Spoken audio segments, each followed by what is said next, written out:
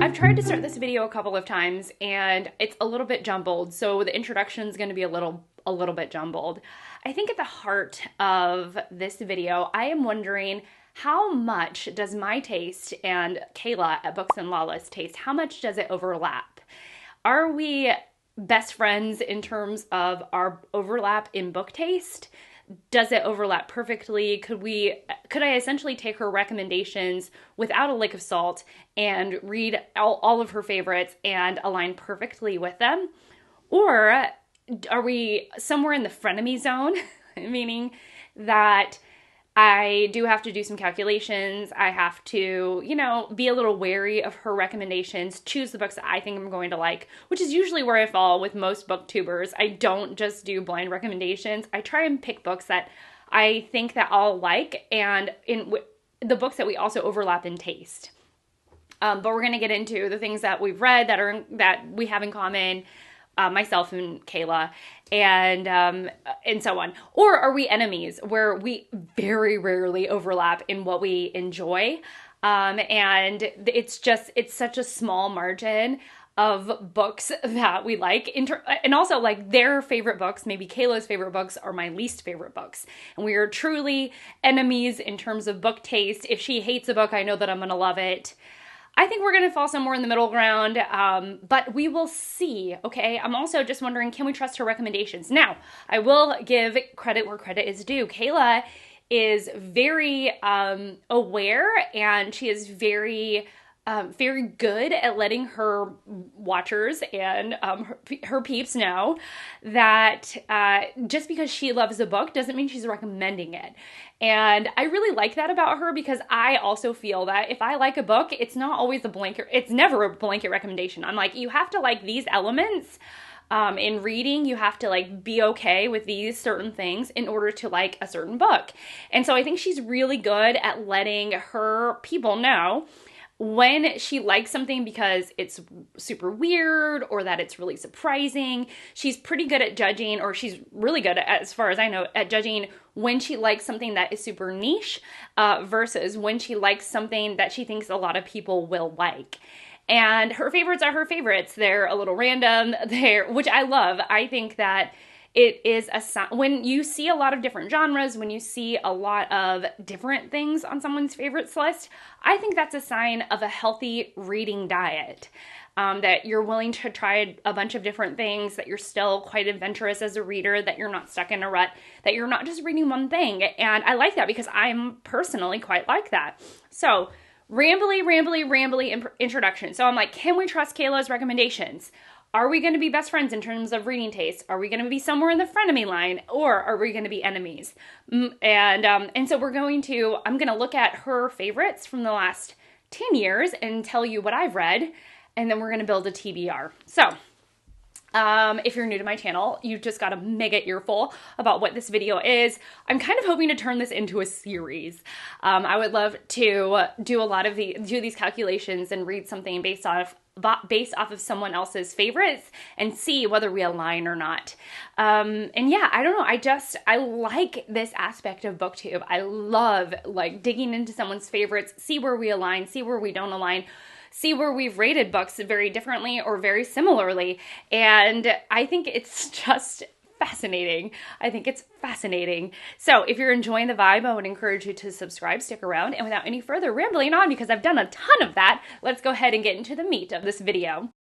Did I even say my name is Shelly? My name is Shelly, by the way. I'm sure you know that because it's part of my channel title, but in case you didn't.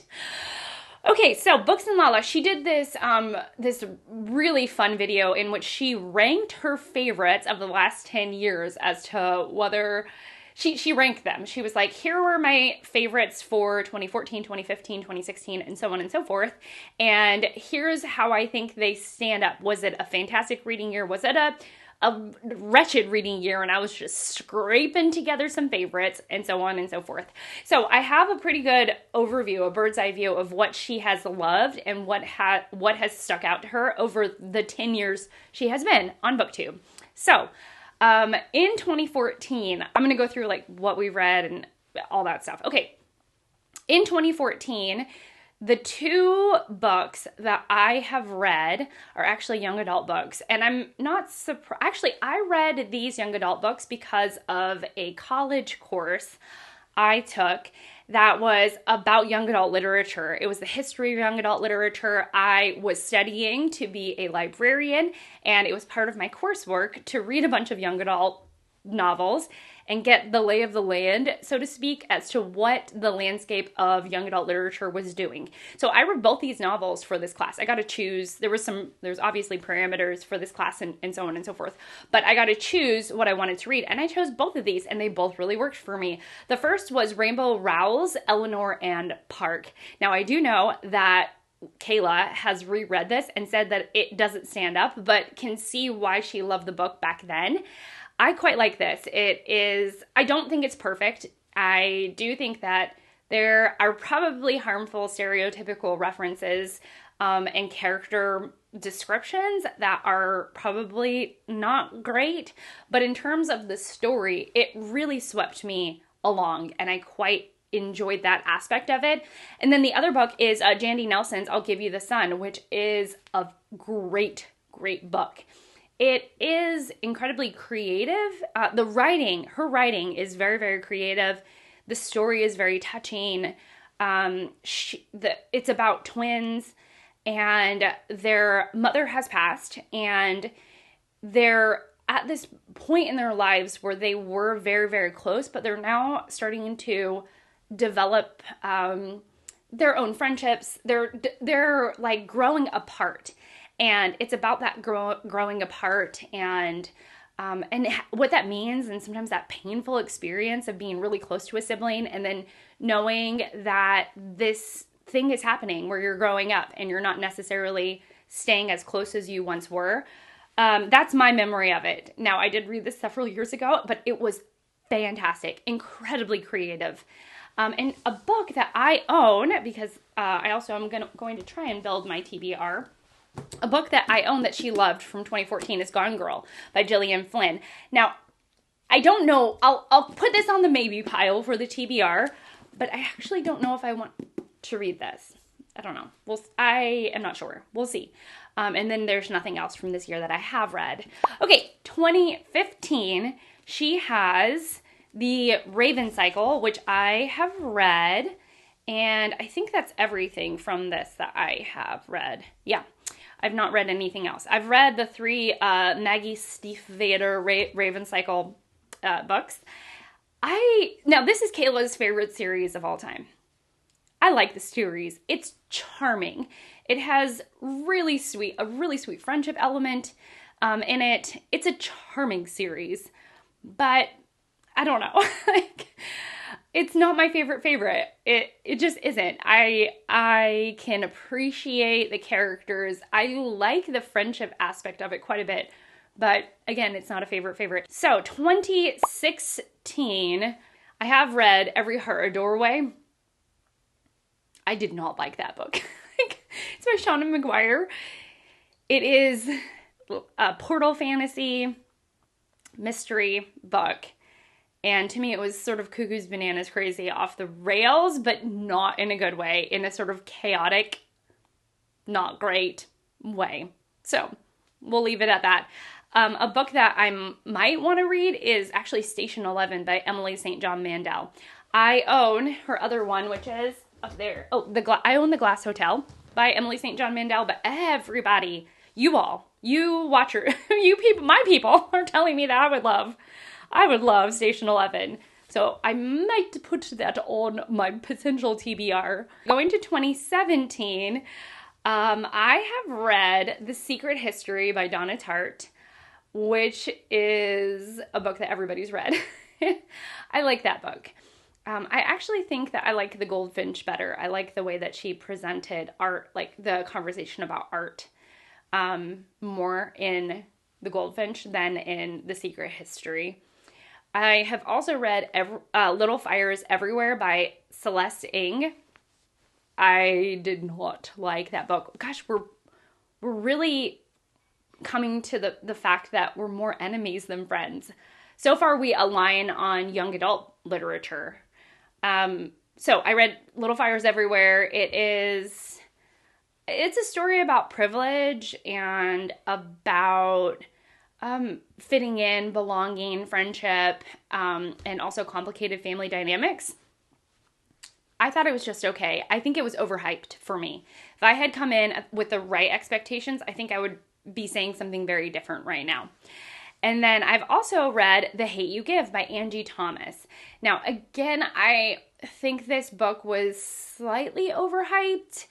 For me, it is a story about police brutality and witnessing police brutality and living through that trauma and using your voice for good.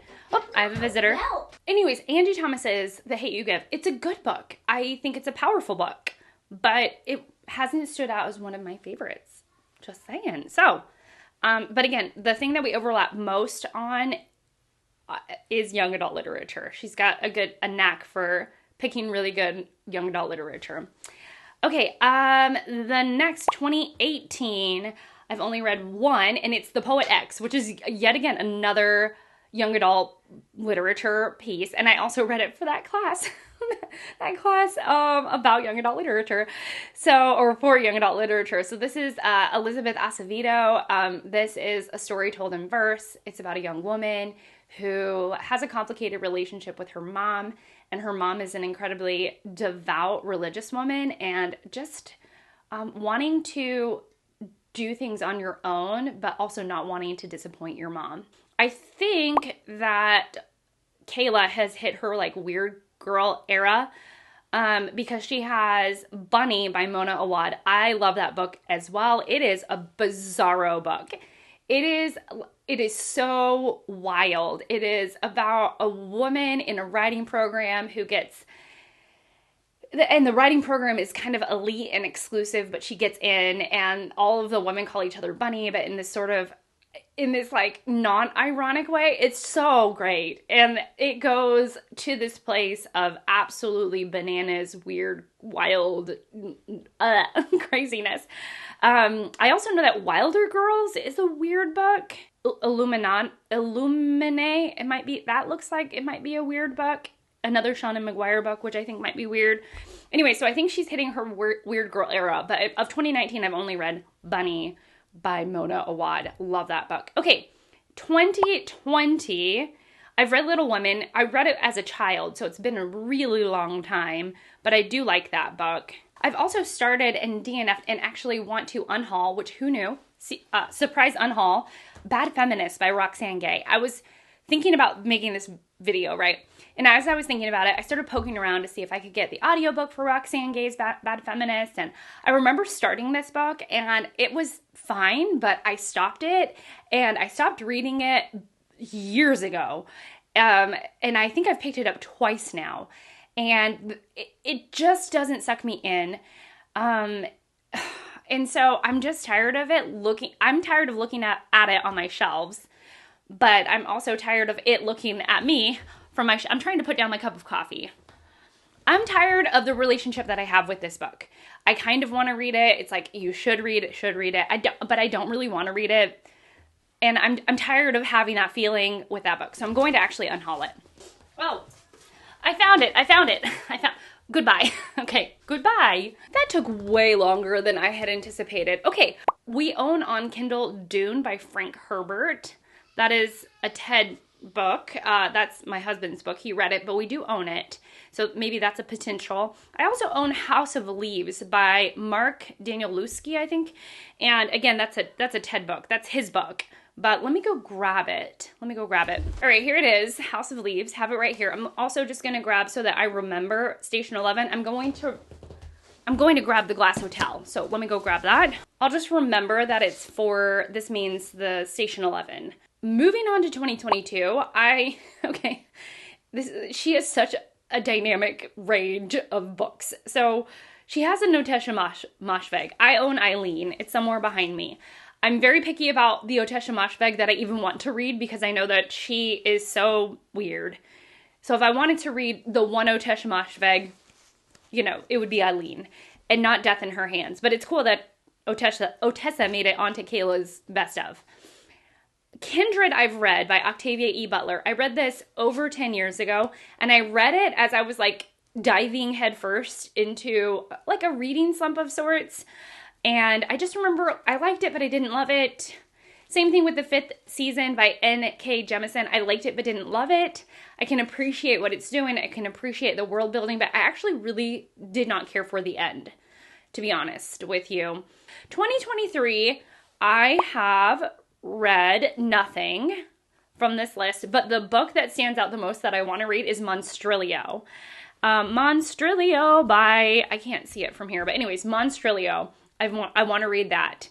So I'm going to see if I can get that. And then 2024, she was still building like what was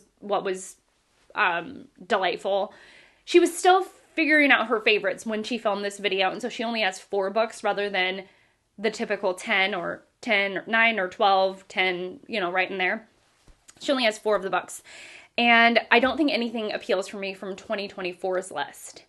So I'm going to take this information. So far, the TBR looks ominously not like this at all, but this is what I have so far. And I probably won't read any of these, and I definitely won't read Bad Feminist because I have already DNF'd it. I'm going to put it in my DNF pile.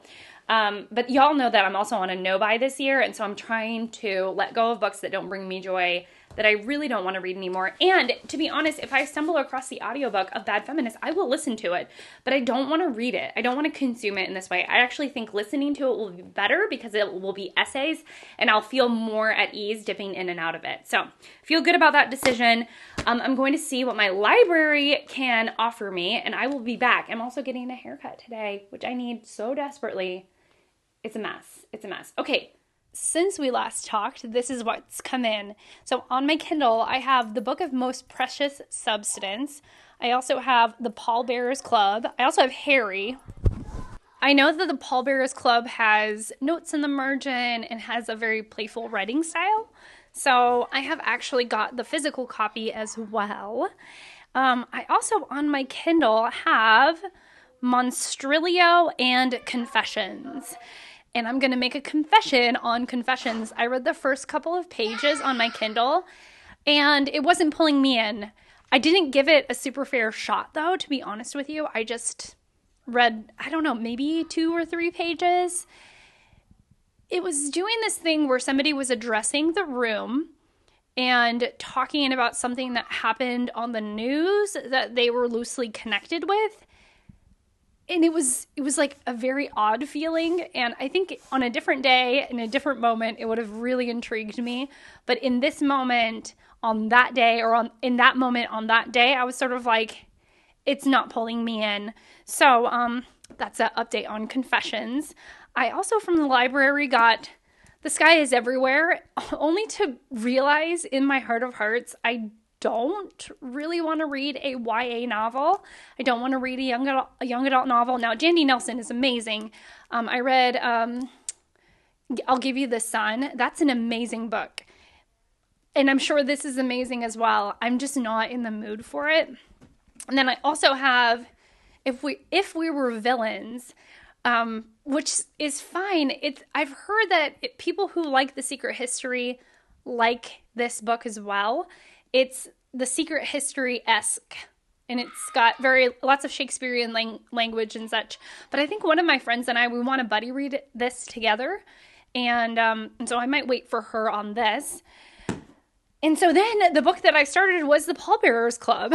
I read Head Full of Ghosts by Tremblay a mere few weeks ago, and it was really good. It was about whether or not somebody was possessed and this family who's dealing with that and also capitalizing on it, which was really fun and interesting. And the Pallbearers Club, it's their memoir, and it's like this memoir about this kid who starts a club where they become funeral attendees for people who are maybe marginalized or don't have very many people attending the funeral. So they attend the funeral, and they're doing it so that things look good on their college application.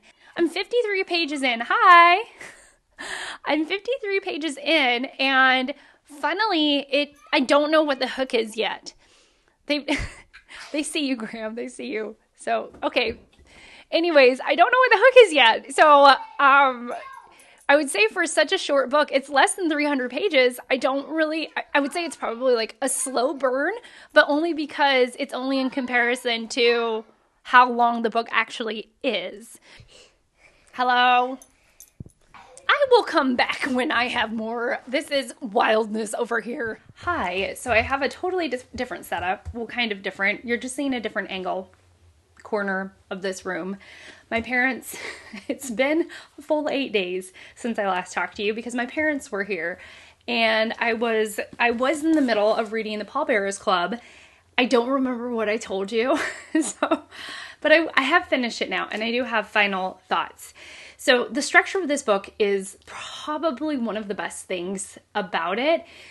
So we have this somewhat pretentious persnickety Art Barbara, who we are technically reading his memoir about his interactions with someone named Mercy, someone that he has ran into and had odd interactions with since his senior year of high school. And we are getting Art Barbara's almost sort of cyclical, self-loathing nature as he descends in his own weird way into madness. His character is pretentious, slightly pretentious, quite self-loathing, very self-doubty kind of vibe. That is his main thing. And so we are watching him as he is documenting all of these interactions with a person that he is in a lot of ways still processing what their interactions really meant and what it built to.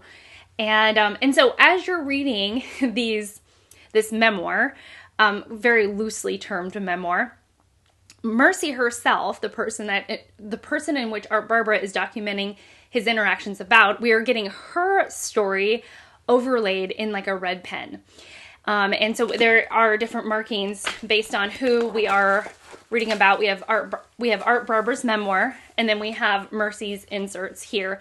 And then at the end of every chapter, she tells her side of the story. And it is about vampires. The book is about vampires and how we're wondering who's transforming into a vampire, who might be a vampire. There were, I think, two major disappointments. The first is that I love vampire lore. I'm a huge fan of Buffy the Vampire Slayer. Actually, my husband, that's his favorite show of all time. So I have watched a lot of it. You know, there is certain vampire lore that I feel like I am very connected with. And when modern literature doesn't follow that, I am slightly disappointed by it. Like how you actually turn someone into a vampire.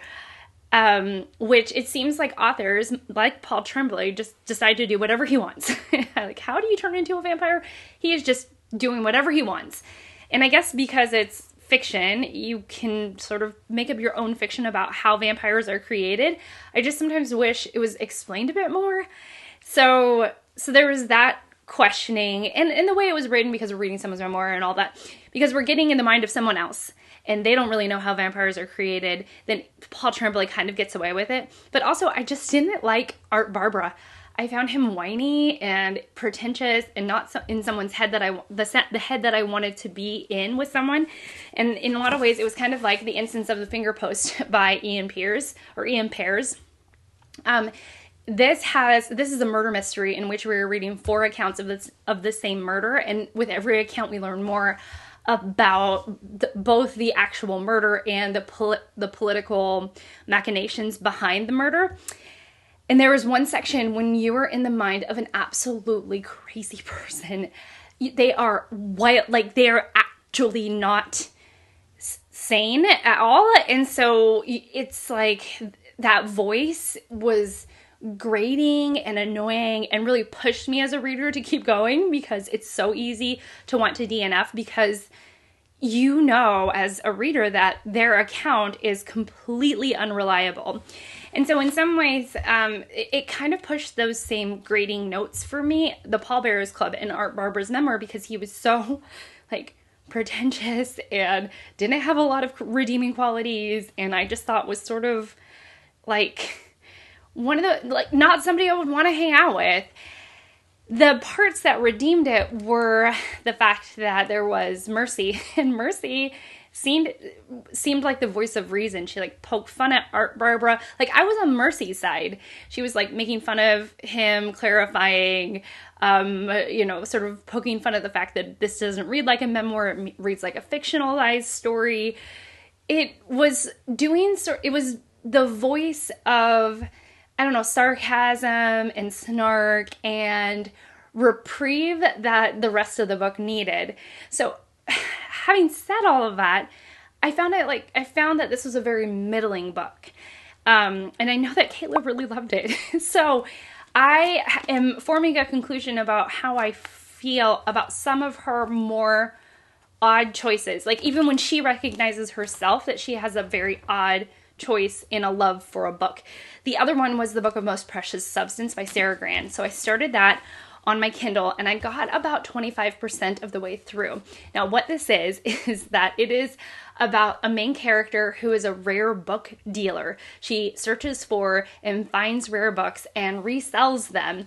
And I thought that aspect of the story was super interesting. There are all these references to different titles and what makes things really, what makes something valuable and what makes something not valuable. And I was really into learning about this profession, and Sara Gran did a really good job telling me about this kind of profession.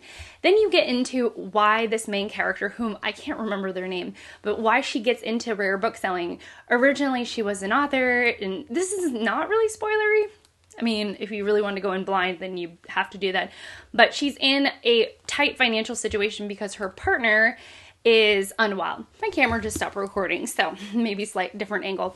So anyways, basically the main character's life was turned upside down, and now she has her sights set on a book called The Book of Most Precious Substance, which is a book about intimacy, but magical intimacy. And when it started to get into why she was motivated to find this very rare book, and whether they were going to find it or not, and like the contents of the book, it totally lost me. I think I was just really sucked in by the bookishness of the beginning, how she was a rare book dealer, what she bought and sold, those kinds of clients, like who gets into that. And then it was more about her sick partner and maybe finding a different love interest while her partner is sick, which was just plot device, and it wasn't working. It just stopped working for me. I wasn't really into it, and it wasn't working. It truly just was not working for me. I got to the point where I was like, I don't really want to read more about magic intimacy, and I'm not intrigued as to whether or not she's going to cheat on her sick partner. That's it. So I don't know if her sick partner was going to be reawakened by the intimacy book or something of that nature. I just could care. I could not care less. You could not pay me to care, okay? This is also another weird book that, not weird as in like it's categorically strange, but it is what I think that Kayla would say is for a very specific kind of reader, and it's not going to be for everyone. And so I think I need to really listen when she says that, because I think that when she says that and when she's talking about this kind of oddity, like when she starts to talk about why the weirdness worked for her and why it may not work for someone else, I really think I need to tune into that instead of being like, I might be that person who likes this weird book. I think that she and I might actually align on actual weird fiction, like Monstrilio or Bunny by Mona Awad or other books that are categorically strange. But these books that are low rated and don't have a very large audience that she likes and she deems as like a weird choice for her because not a lot of people like the book, I think I need to tune in, because I think that actually those books might not be the ones that I take from her recommendations, because she's right, it's really more for her. Whereas I'm wondering that if it's a book that is pretty popular and she loves it, I think I might love it too, like Station 11 by Emily St. John Mandel. It is a pretty universally enjoyed book, And I think when she also likes it, it's going to be a good sign that I really like it, because this is about, well, I've just started it, so it's about the beginning of a pandemic. And what if this pandemic was extremely serious? And what if it wiped out a huge portion of the global population? What would our world be like at that point? And we are following a Shakespearean and classical music troupe that travels in this decimated world, a world that is no longer recognizable to a modern person. So I am really enjoying it. She has intrigued me. She has engaged me with her storytelling abilities. She has introduced me to some characters that I really hope to see later on, and then she also has introduced me to characters that I've seen again right away that I didn't think that I would see right away. And it's been a whole heck of a lot of fun. So I'm hoping to finish that. And I also know that a lot of you wanted me to read it, so I'm glad to be reading it because it's a recommendation from you all as well. And again, I'm wondering, and maybe this will help answer my question as to whether we will align on books that are more popular. I will also say that the Pallbearers Club and the Book of Most Precious Substance, very lowly rated. They're very, very lowly rated. Now, sometimes I do love a good lowly rated book. But I also think sometimes they're lowly rated for a reason. Like, their audience is quite niche. I don't know. I don't know how to parse that all out or make it make sense. But I can just say that this, meh. And I'm glad to have been done with the Book of Most Precious Substance. Okay, onward to Station 11, and we'll see how this goes. To be a fishy? Did I ever want to be a fishy? Yeah, you have to have a pillow just your size. Oh no, getting over the carpet is going to be tough, bud. Yep. So you're on a pillow, just your size, and you're dragging yourself along the floor with your arms. What are you doing? Fishy. You're a fishy. Oh no, I'm on solid ground. Well, friends, I did finish Emily St. John Mandel's Station 11, and this was written prior to the pandemic. And in this book, a pandemic breaks out, and we are following Shakespearean actors rather loosely, both prior to and after the pandemic.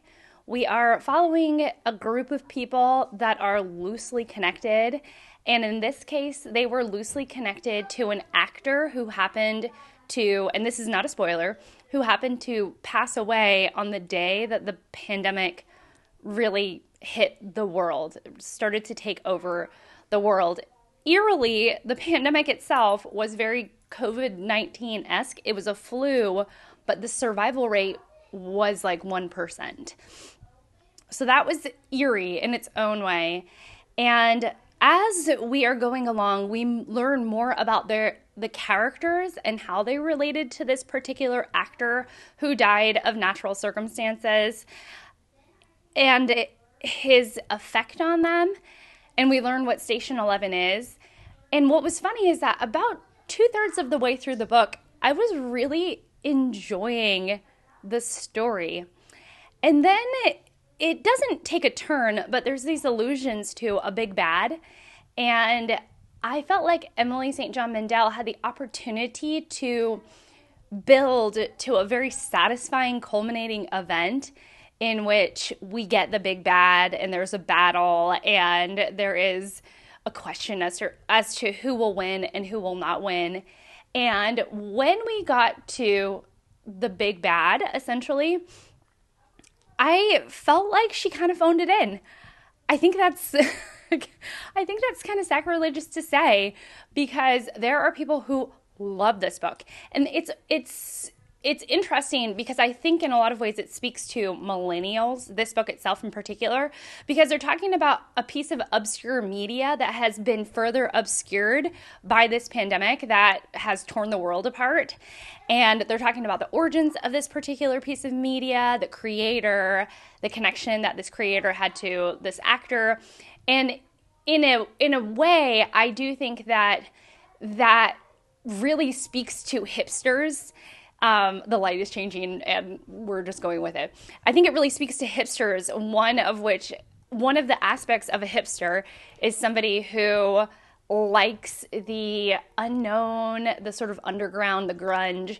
And so it's talking about this like obscure and sort of special piece of media that all of these people are connected with in a particular way, kind of like the actor. It's doing the same thing that it's doing with the central actor as it's doing with this piece of media.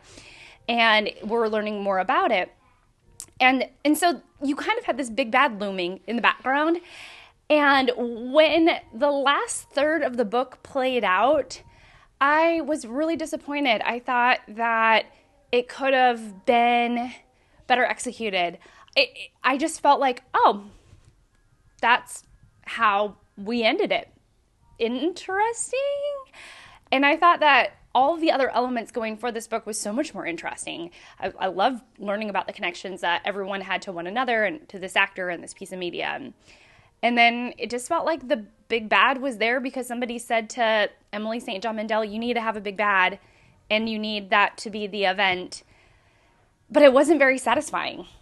I would have loved to see everyone come together finally and, I don't know, like have this moment where it was really satisfying, where we saw everyone connect and everyone fight the big bad. I don't know, it just had that potential, and I just saw that she didn't reach that potential. However, I can see why people love this, especially millennials. It is like speaking to the soul of millennials. So I should like it, but I thought it was good. First 2/3 were really good, and the last third was just okay. So I don't know if I'll go on to read the other books in this series, given how I felt about this one. And what do I have to say about books in Lala now? I feel like our taste is undetermined, and I keep on thinking about why. One of which is that when I consume anybody's media, and I consume kind of a lot of it, I want their excitement. So I want their passion, and I want it to be infused into my own reading. So when she gets on camera, when Kayla gets on camera and she talks about all these amazing books that she's read, and it's a 5-star read, and she's talking about it with such passion, I also want that passion. Like, I want it for myself. And I feel like for me, the way to get that excitement is actually not to read her recommendations. For me particularly, and I do have hope out there that she and I overlap in some particular way. I just don't think it was the books that I chose. And I think that super popular books like Station 11, I'm guessing Gone Girl, I'm guessing a couple of other books are going to be, because they're so widely enjoyed, I think that I will also enjoy them. And she enjoyed them as well, kind of thing. But when it comes to her mystery taste, or like when something surprises her, I think for the most part, things are going to be a little too off the wall for me, or they're just going to be too incongruous for me as a reader. And what that means is that we're different readers, and I haven't figured it all out yet. But I do think that there is a part of me that I'm chasing. I think one of the things that has made Kayla so successful is her enthusiasm for what she reads and her willingness to try a bunch of different things. And when she finds something, there's something about the way that she talks about it, just like a lot of BookTube. If you love BookTube and you watch BookTube and you're even here watching my video, you probably want that as well. But you also have to, or I also have to, understand that just because she's excited about it doesn't mean I'm going to have that same excitement for that piece of media. So conclusion is that I don't exactly know where we align. I'm not sure. I do need to continue to experiment in my own way. And I think when a book hits, when it's really good and it's one that she also loves, I think I need to take note in my own mind and think, is this popular? Because if it's popular, it means that it's reached a lot of people and it's like casting a wide net, and she and I happen to be in that net. But if it's kind of obscure, maybe I should focus more on those aspects, the aspects of why it is so loved and what about it hit for both of us. And I think in that investigation, I will understand where our tastes overlap and where they diverge. But for right now, yeah, I think we don't necessarily align on weird books. Some weird books, yes, but not all. Okay, that's it for me. Thank you so much for watching. Thank you so much for being here and just hanging out, enjoying our time together. I really appreciate you, and I will see you all hopefully in my next one. Bye.